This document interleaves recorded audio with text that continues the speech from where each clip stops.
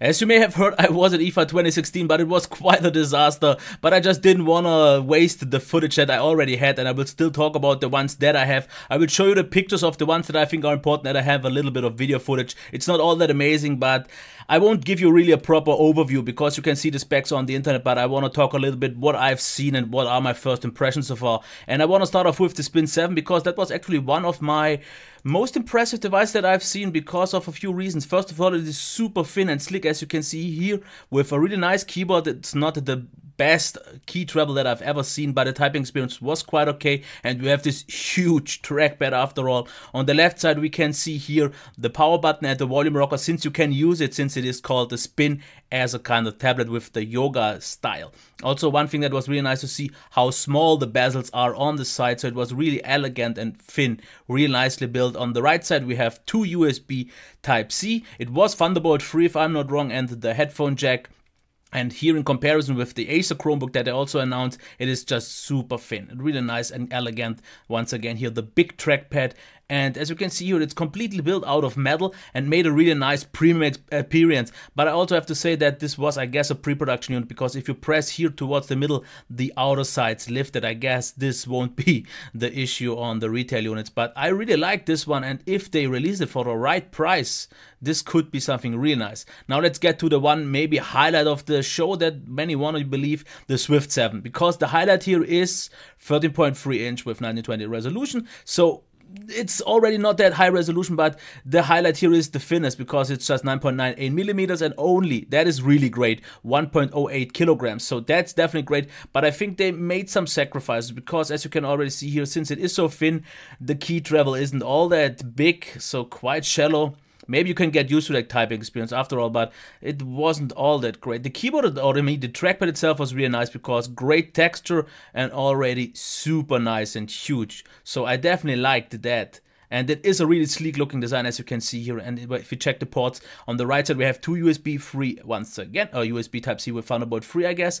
Headphone jack. Once again, on the left side there is still nothing, so that's already one omission as well. So you don't really get any USB Type-A port, which is sad to see. And as you can already see here, the bezels aren't the thinnest ones out there anymore. But overall, it's really impressive, and for the right price, if you want something really ultra portable, this could be a nice solution. But we will have to see about how it actually sells and how good, for example, the battery life will be, because this is a really important factor. And let me give you a quick video on that I made. Of course, the quality is not all that great, but I hope it will give you another look at it. As you can see here, we have the black at the top, and once again, super thin, really nicely done. So kudos to that. But of course, if you leave out some other things, you can make it thinner. And I'm actually not quite sure about the battery size. And yes, speakers on the bottom, how good they are, we will see once I hopefully get a review unit, which I still definitely want to get, because one thing that was just impressive was the weight. Because if you have one point around 1 kilo in your hands, in a 13.3 inch form factor, this is really impressive after all. And the keyboard is something that I guess you will be able to get used to. But the screen, once again, it's just 1080p. So I can't kind of quite see this as a high-end laptop, because for that I would have definitely liked to have seen a 1440p display. But then again, it would be even worse in terms of battery life. So I guess this is something that we will have to see in the future, how well this works out. But yeah, they did a definitely nice job. Can't really complain about that. And so let's get to the next one. Just real quick, the Swift 1. Not really an impressive device, because as you can already see here, the display, not something amazing, because it's, I guess, not even IPS, and just a low resolution.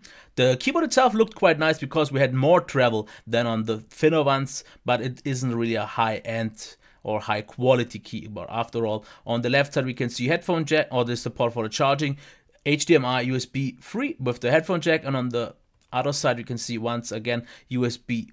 But as you can already see, there is no USB Type-C. Since this is an entry-level device, I guess that is kind of expected, with 1.6 kilograms, not super lightweight, but with 17.9 millimeters, actually quite thin. But yeah, you definitely will lose out mostly on the build quality and on the resolution. So if you want something cheaper, yeah. But this one was actually one of the really great, maybe more affordable devices, the Swift 3. Because as you can see here, 14 inches with a resolution of 1080p. You get 6th and 7th generation Core i5, i7, i3. 512 gigs of SSD, which is nice. You get USB Type-C, USB 3.1, so not Thunderbolt after all. Up to 8 gigabytes of RAM. And as you can see, a really nice keyboard. That one had more travel than the Swift 7 had, which is nice to see. This could have been maybe a fingerprint reader, I'm not quite sure. Didn't really see that, but it could actually be. Yes, I think it actually was, yes. So overall, definitely nice. The trackpad is not as big as on the Swift 7, but it definitely felt good. So I guess this will definitely make a great job. And it is also sleek looking because it almost looked as nice as the Swift 7. More like a MacBook actually. Here we have the port for the charging, full-size HDMI, which is nice to see. USB and USB Type-C, which is unfortunately not Thunderbolt free. And here we have USB free, Kensington lock, and full-size SD card slot. This is something that we didn't even get on the Swift, and as you can see, it still looks really nice and elegant, thin, really nice and well built because it was also mostly metal. So definitely one of the maybe nicer, more affordable choices. And yeah, I have to say I was quite impressed by this device. And let me give you a little video of that, just so you can see it once again in action. And it definitely looks nice. The ports, you definitely get more ports than on the Swift 7, which is, in my opinion, actually a pro. You also have the speakers though on the side, so this is something just to think of. I really hope they at least sound good, of course, rubber feet. And the build quality seemed really nice and overall really well built. I really liked that design.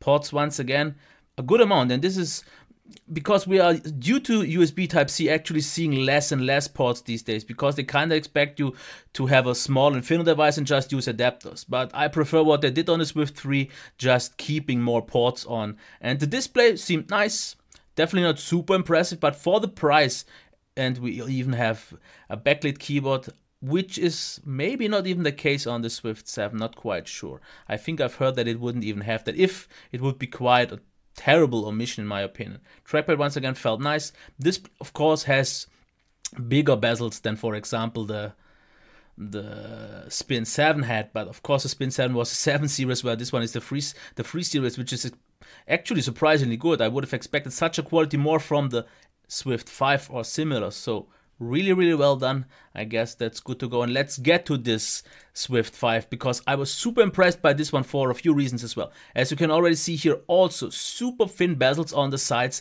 a really compact design. Also nice keyboard with actually good amount of key travel. Not amazing or super high quality, but definitely already quite good. Definitely good for typing experience.